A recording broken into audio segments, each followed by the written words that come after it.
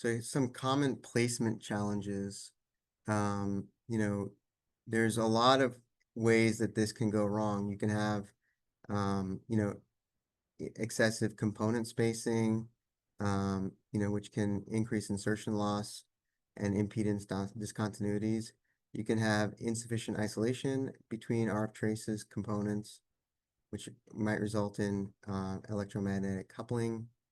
Um, Thermal is a big concern these days with the RF that we're doing, and it takes time and effort to develop that. It just doesn't happen out of the gate, even with simulation. So these are all the challenges that you can have, and we hope to equip you with some good basic skill sets that will allow you to tackle these challenges in an educated way.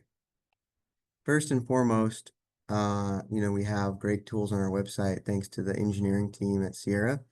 And we have a, kind of a guideline on, to help you select your right RF components.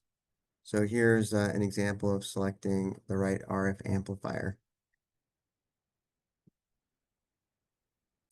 And more on the same, it's a parametric tool where you can enter your key parameters and basically get a list.